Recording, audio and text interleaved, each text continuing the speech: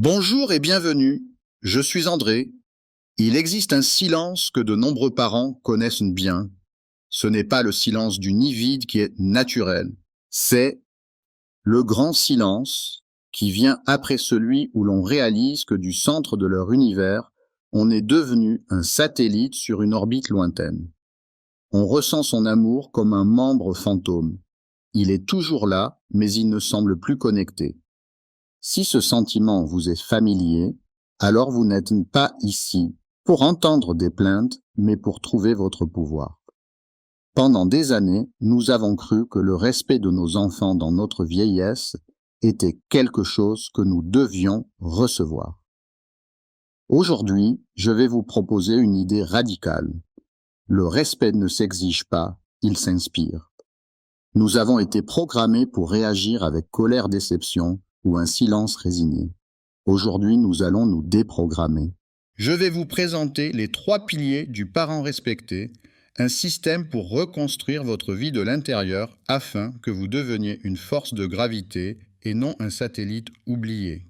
Ces 3 piliers sont la souveraineté émotionnelle, la communication sage et l'indépendance absolue. Partie 1. Le piège du contrat inconscient. Le premier conseil que l'on entend souvent est « ne vous mettez pas en colère ». Mais pourquoi nous mettons-nous en colère? La racine se trouve dans ce que j'appelle le contrat inconscient.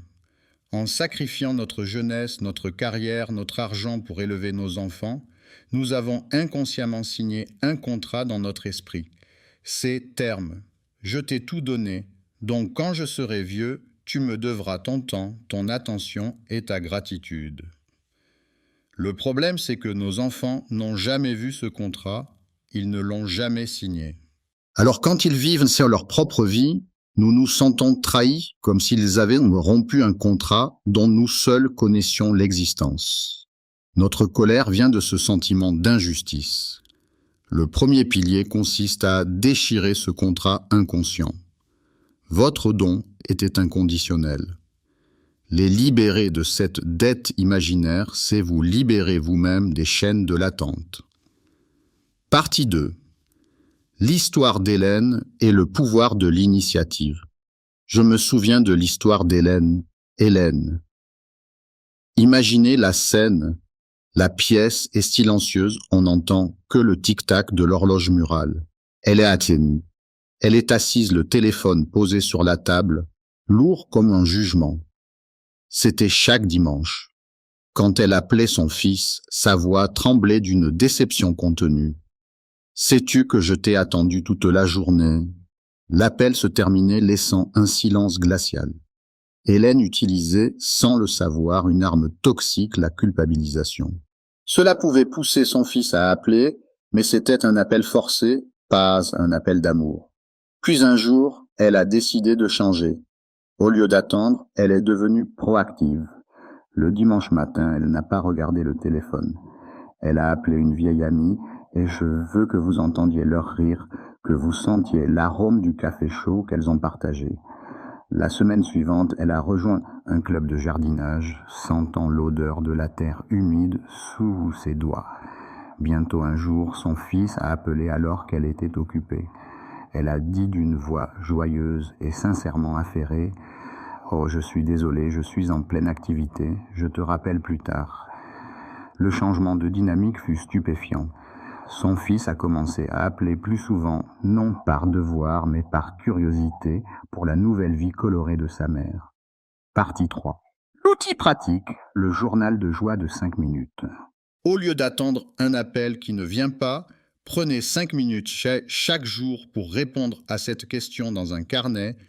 Qu'est-ce qui m'a apporté une étincelle de joie aujourd'hui? Pas besoin que ce soit grandiose. Ce peut être le goût de monter du matin, la chaleur du soleil sur le balcon ou une belle chanson entendue par hasard. Cet exercice reprogrammera votre cerveau pour trouver et créer la joie de l'intérieur au lieu de l'attendre de l'extérieur. C'est le premier pas pour devenir le maître de votre propre bonheur. Partie 1. Le piège du rôle de manager. Mais maîtriser ses émotions internes n'est que la moitié de la bataille. Chasse. Si nous ne changeons pas notre manière d'agir à l'extérieur, nous ne sommes qu'un volcan silencieux, prêt à entrer en éruption à tout moment. Ce qui nous amène au pilier numéro 2, la communication sage. Pourquoi nous disputons-nous si souvent avec nos enfants? Parce que nous sommes piégés dans le rôle de manager. Pendant 20 ou 30 ans, notre travail était de gérer leur vie, ce qu'ils mangeaient, leurs études, leurs amis. Et nous étions bons à ça. Le problème, c'est que nous oublions que ce contrat de management a expiré.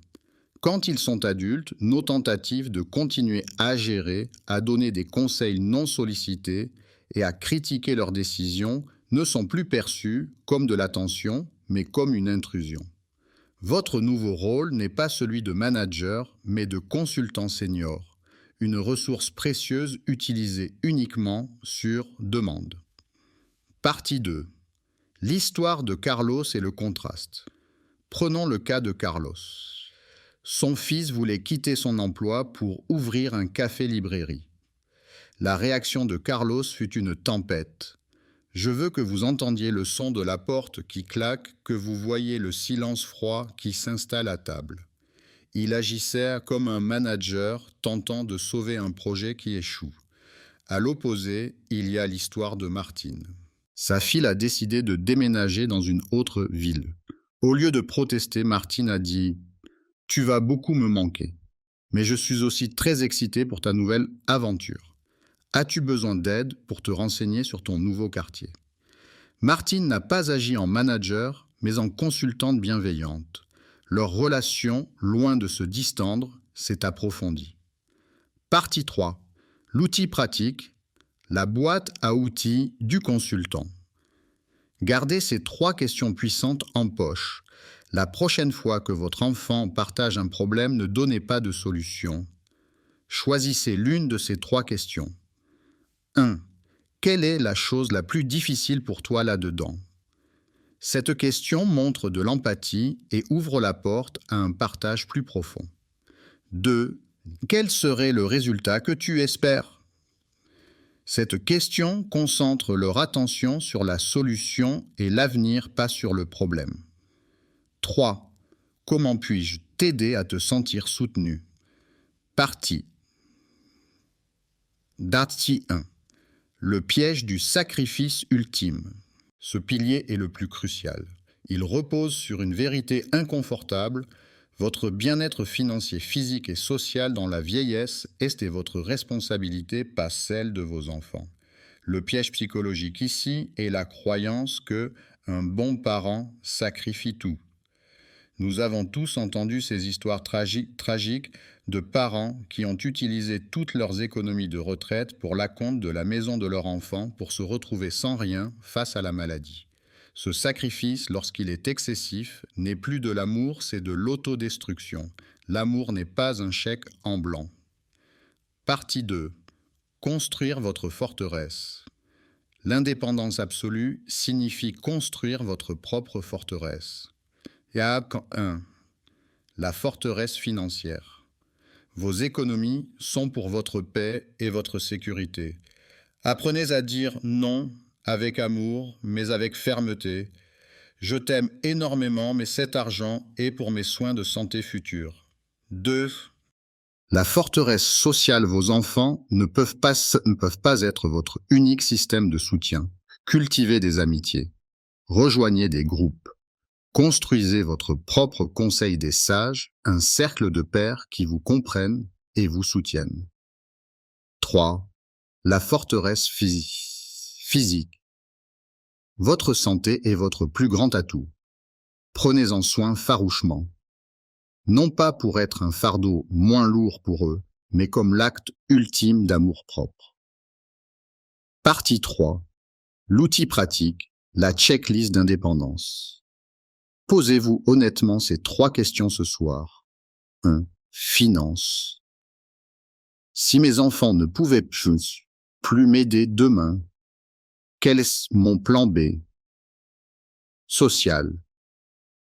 En dehors de ma famille, ai-je au moins 3 amis que je peux appeler si je me sens seul? 3 missions. Au-delà de mon rôle de parent, qu'est-ce qui me donne envie de me lever le matin?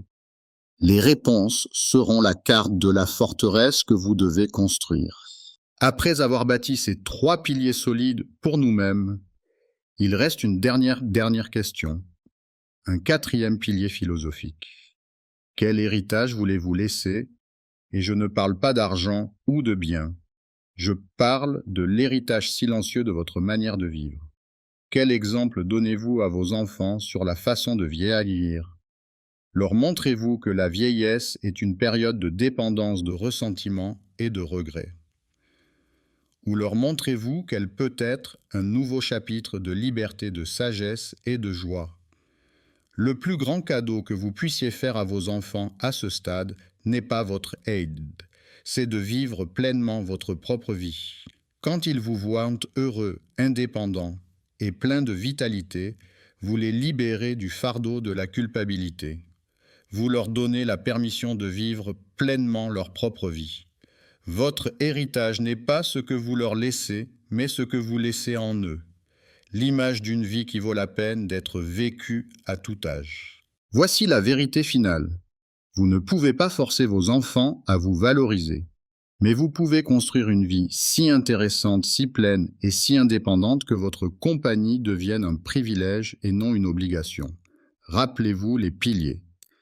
La souveraineté émotionnelle, la communication.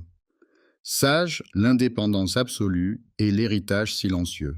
Cessez d'essayer de les attirer à vous. Concentrez-vous plutôt sur la construction de votre propre soleil. Un soleil si brillant et si chaleureux qu'ils voudront naturellement entrer dans votre orbite. Devenez la personne à qui vous-même adoreriez rendre visite. Le reste suivra.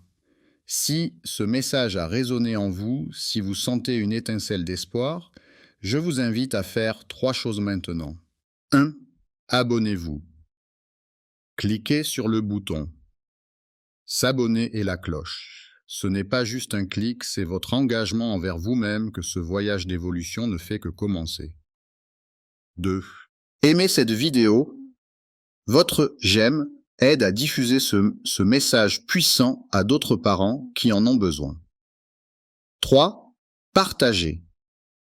Pensez à un autre parent dans votre vie, envoyez-lui cette vidéo avec un simple mot « J'ai pensé à toi ». Et enfin, répondez à cette question dans les commentaires. Quel est le tout premier petit pas que vous ferez dès demain pour rebâtir vos fondations?